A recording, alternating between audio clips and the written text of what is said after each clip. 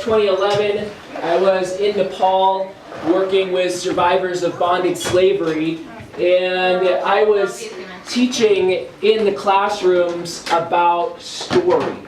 And so a group of kids, these guys over here, they begin to tell their story, and it's challenging. This is new for these students, and I'm kind of wooing out of them, helping them. So who is your main character? What do you want to write a story about?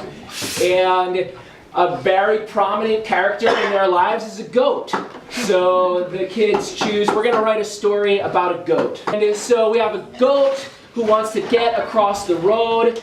No idea what the real dream or ambition really is, but the goat wants to cross the road. But the goat cannot get to the other side of the road. And not only is there a rope around its neck, but there happens to be a ditch on the other side of the road. So then we start talking about resolution. So what's going to be the resolution? So we talk a little bit about what resolution is and different ways that a story can resolve.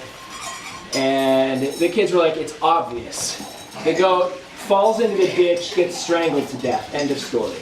And you kind of sit with it, and we went on and we worked on some other stories, and we talked about some other potential resolutions to the story.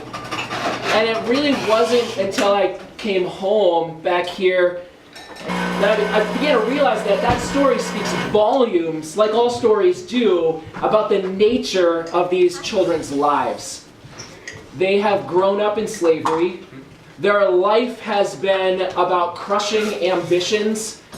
The story reveals this hidden reality that if you have an ambition, you will die. The ambition will die. The story will die. So you might as well just sit back and do what I'm told. There are these wonderful children who are sitting in school. They are free now. Their families are free. And yet they still have not had the opportunity or the support systems put in place to rebuild trust, to have dreams, to come up with desires in life that would serve and build community and allow them to really thrive.